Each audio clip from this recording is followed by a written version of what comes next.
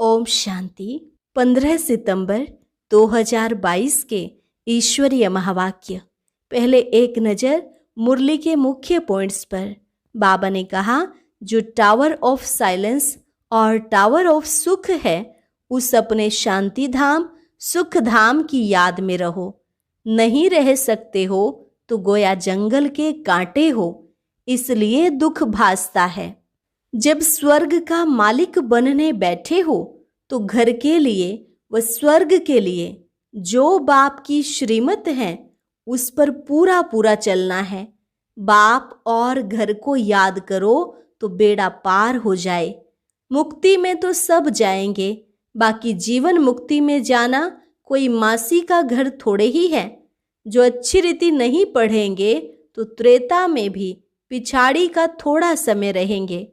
तुम जानते हो बहुत आफतें आने वाली हैं और सब खंड खत्म हो जाएंगे, इसलिए बाप कहते हैं जल्दी जल्दी तैयार होते रहो। विनाश का नाम बहुत कड़ा है, मनुष्य सुनकर डर जाते हैं, परंतु जब तक विनाश ना हो तब तक शांति कहाँ से आए। ज्ञान की अच्छी अच्छी पॉइंट्स धारण कर फिर सुनानी चाहिए। कई बच्चे कहते हैं बाबा भूल जाते हैं, धारणा नहीं होती, तो बाप कहेंगे राजधानी स्थापन हो रही है, इसमें नंबरवार सब चाहिए। तुम सुनते हो और निश्चय से पुरुषार्थ करते हो, लेकिन जिनको निश्चय ही नहीं वह कब सुधरेंगे भी नहीं, फिर भले कितना भी माथा मारो। और लास्ट में बाबा ने कहा, ऐसा नहीं समझो कि बाबा का संदेश देने तुमको सब तरफ जाना पड़ेगा, फिर तो पता नहीं कितना समय लग जाए। अखबारों मीडिया द्वारा ही सब तक आवाज पहुंच जाता है, इनके माध्यम से ही सब एक्यूरेट सुनेंगे। और अब सुनते हैं महावाक्यों को विस्तार से। मुरली का सार। मीठे बच्चे, इस दुख के घाट पर बैठ शांति धाम और सुख धाम को याद करो। इस दुख धाम को भूल जाओ, यहाँ बुद्धि भटकनी नहीं चाहिए। प्रश्न, तुम्हारे पुरुषार्थ का आधार क्या है? उत्तर, निश्चय। तुम्हें निश्चय है बाप नई दुनिया की सौगात लाए हैं, इस पुरानी दुनिया का विनाश होना ही है। इस निश्चय से तुम पुरुषार्थ करते हो।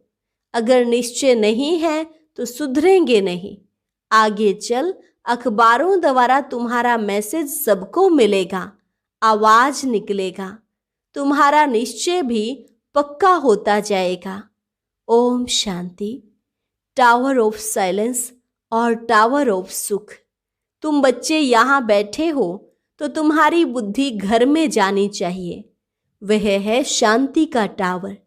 ऊंचते ऊंच को टावर कहा जाता है। तुम शांति के टावर हो। घर में जाने के लिए तुम पुरुषार्थ कर रहे हो।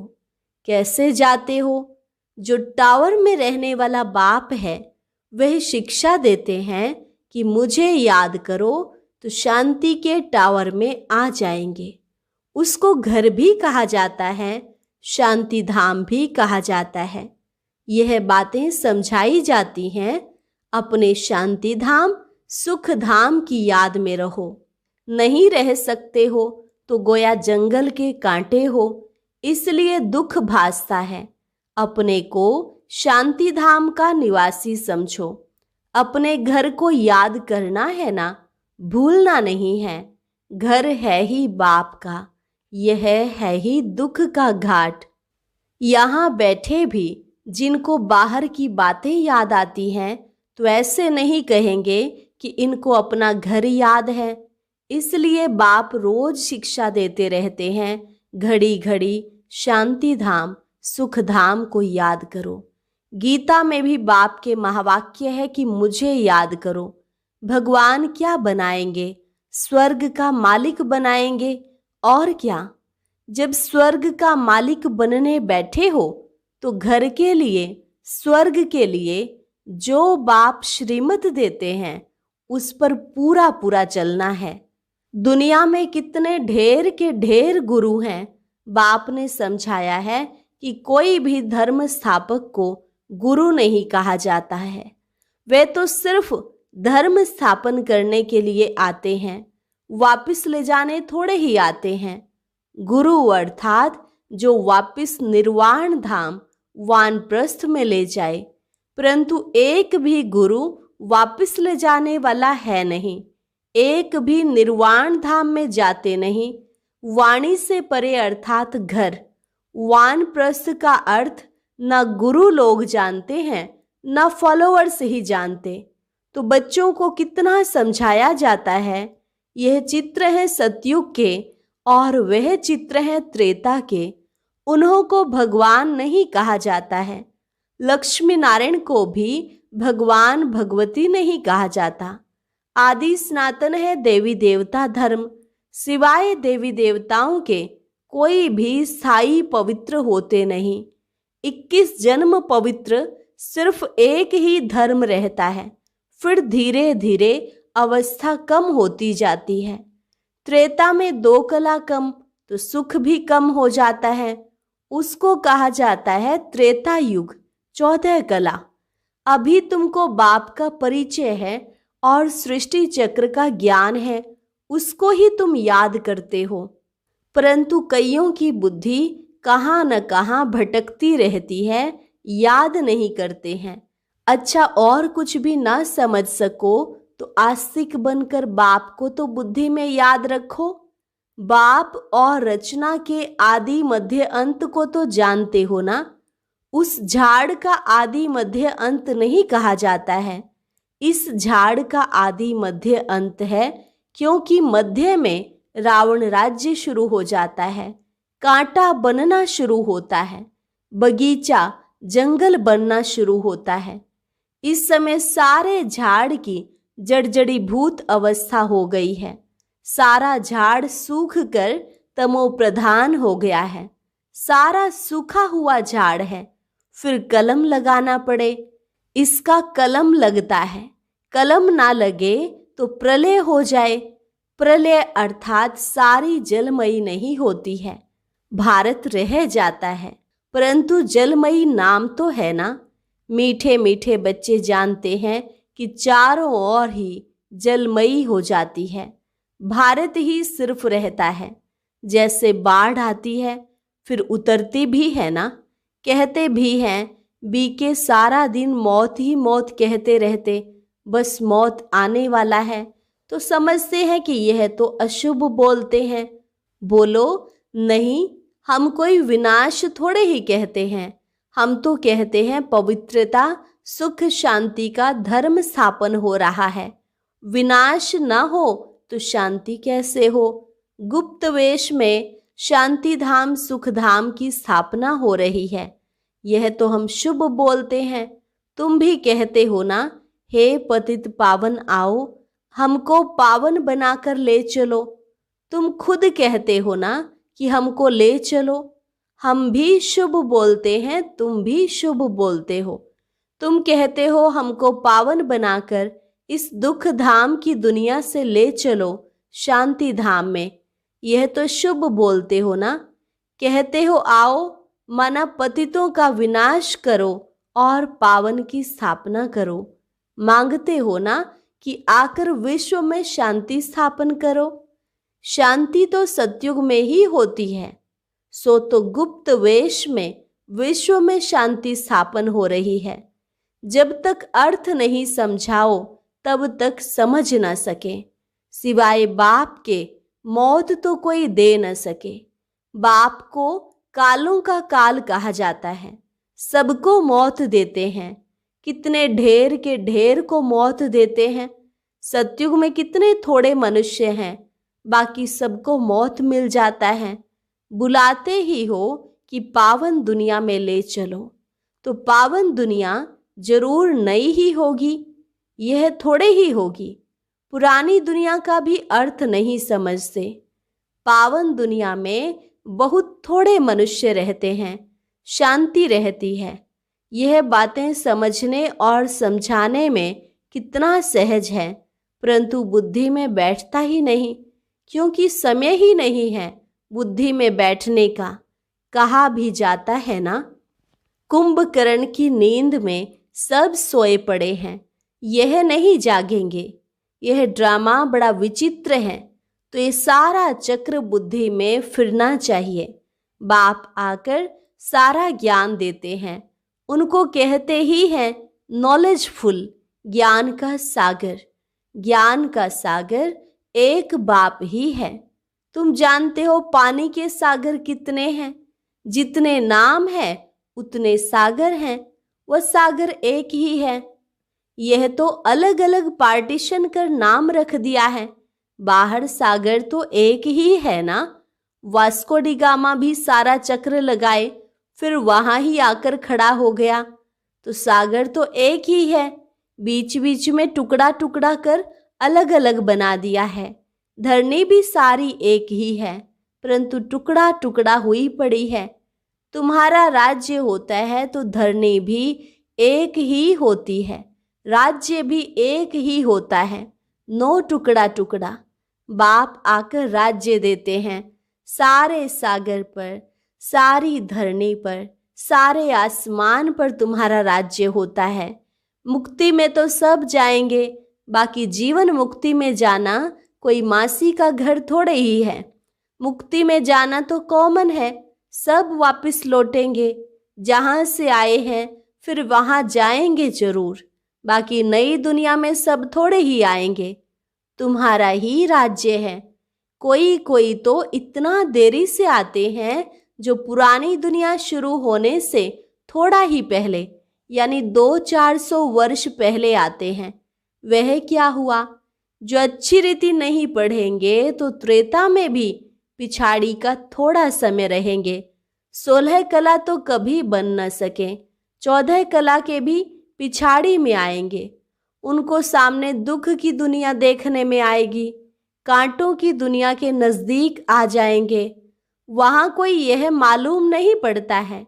सारी नॉलेज अभी है जो बुद्धि में धारण करनी होती है। इस समय मनुष्यों के पास पैसे देखो कितने होंगे, कितने महल बनते रहते हैं, कितनी ऊंची ऊंची माड़ियां मंजिलें बनाते रहते हैं।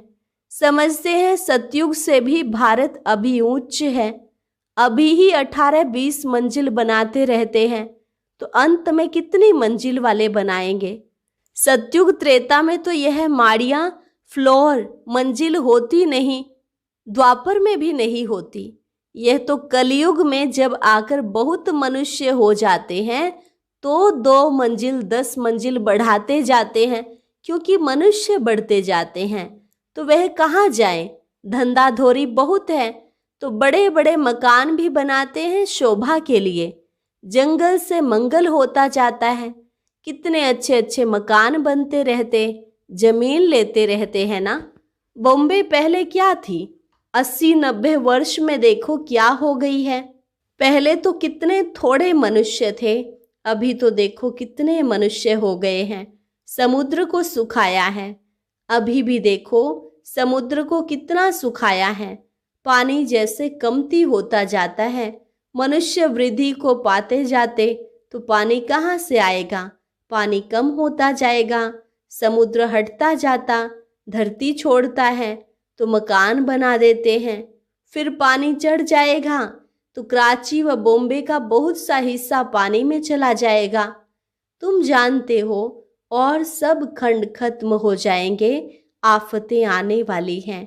इसलिए बाप कहते हैं जल्दी जल्दी तैयार होते रहो। जैसे शमशान में जब आग जलकर खत्म होती है तब लौटते हैं, बाप भी विनाश के लिए आए हैं तो आधे पर थोड़े ही जाएंगे। आग लगकर जब पूरी होगी तब चले जाएंगे। फिर बैठकर क्या करेंगे? आग बुझेगी नहीं, सब चले जाएंगे, सबको साथ ले जाएंगे। होना तो जरूर है, समझते तो सब हैं, लेकिन समय का गपोड़ा बहुत बड़ा लगा दिया है। बच्चों को समझाना भी गीता पर है। गीता एपिसोड है ना, जिसमें देवी देवता धर्म की स्थापना हो रही है। वहां एक ही धर्म होगा, बाकी सब धर्म विनाश हो जाते हैं। सिर्फ यह गीता ही है जो भगवान ने गाई है। मनुष्यों ने भक्ति मार्ग के लिए बैठ शास्त्र बनाए हैं। ऐसी ऐसी पॉइंट्स धारण कर फिर सुनानी चाहिए। कहते हैं बाबा भूल जाते हैं, धारणा नहीं होती है। बाबा कहते फिर क्या करें? राजधानी स्थापन होती है, इसमें नंबरवार तो सब चाहिए। सबके ऊपर कृपा करने की ताकत हो तो बाप स्वर्ग का मालिक सबको बना दे, लेकिन नहीं, यह तो बनने ही है नंबरवार।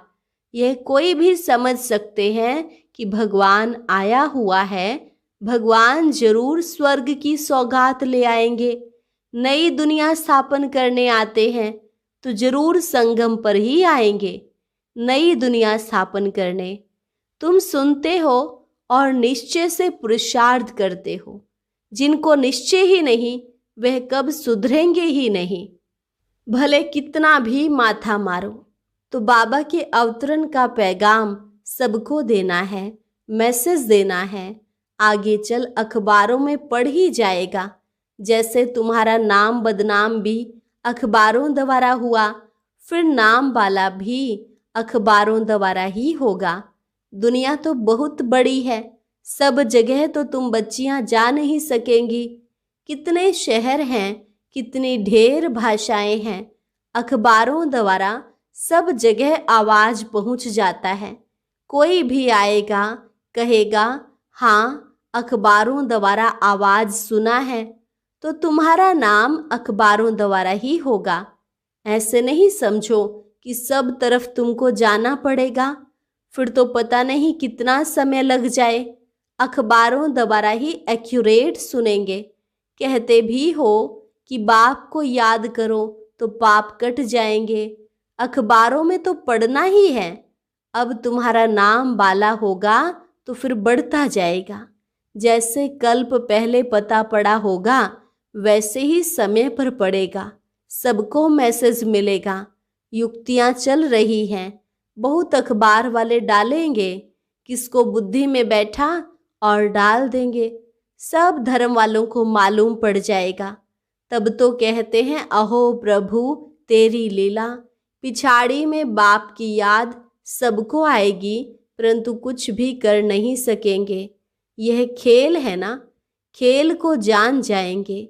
84 का चक्र सब अखबारों में पड़ जाएगा। जहां भी जाओ अखबार जरूर निकलते हैं। अखबार द्वारा सबको आवाज तो पहुंचता है ना। तुम्हारी बातें तो सबसे उच्च है ना। विनाश का समय भी तो जरूर आना ही है। ड्रामा प्लान अनुसार जैसे कल्प पहले मालूम पड़ा होगा अभी भी पड़ेगा। धीरे धीरे स्थापना होती है ना। संगम युग याद पड़े तो स्वर्ग भी याद पड़े। स्वर्ग को याद करो और मन मना भव। बाप को भी याद करो तो बेड़ा पार हो। जब तक विनाश न हो शांति कहाँ से आए। विनाश का नाम ही कड़ा है। मनुष्य सुनकर बहुत डरते हैं। यह तो राइट बात है ना। पतित दुनिया में अनेक दुख हैं, पावन दुनिया में अनेक सुख हैं। बाप देखो सौगात कैसी लाते हैं। अच्छा, मीठे मीठे सिकिलधे बच्चों प्रति माता पिता बाप दादा का याद प्यार और गुड मॉर्निंग। रूहानी बाप की रूहानी बच्चों को नमस्ते। रूहानी बच्चों की रूहानी बाप दादा को नमस्ते नमस्ते, गुड मॉर्निंग। शुक्रिया बाबा, शुक्रिया। धारणा के लिए मुख्य सार। पहली पॉइंट, पढ़ाई को अच्छी तरह पढ़कर उच्च पद पाना है। आफतें आने के पहले नई दुनिया के लिए तैयार होना है। अपने को सुधारने के लिए निश्चय बुद्धि बनना है। वाणी से परे वानप्रस्थ में जाना है। इसलिए इस दुख धाम को भूल शांति धाम और सुख धाम को याद करना है। वरदान, किसी भी परिस्थिति में फुल स्टॉप लगाकर दुआओं का अधिकार प्राप्त करने वाले महान आत्मा भव। किसी भी परिस्थिति में फुल स्टॉप लगाकर दुआओं का अधिकार प्राप्त करने वाले महान आत्मा भव। महान आत्मा वो है जिसमें स्वयं को बदलने की शक्ति है और जो किसी भी परिस्थिति में फुल स्टॉप लगाने में स्वयं को पहले ऑफर करते हैं, मुझे करना है, मुझे बदलना है। ऐसी ऑफर करने वालों को 3 प्रकार की दुआएं मिलती हैं। स्वयं को स्वयं की दुआएं अर्थात खुशी मिलती है, दूसरी बाप द्वारा, तीसरी ब्राह्मण परिवार द्वारा। इसलिए अलबेलापन नहीं लाओ कि ये तो होता ही है, चलता ही है। फुल स्टॉप लगाकर अलबेलेपन को परिवर्तन कर अलर्ट बन जाओ। स्लोगन: संकल्पों की एकाग्रता द्वारा ही श्रेष्ठ परिवर्तन में फास्ट गति आ सकती है।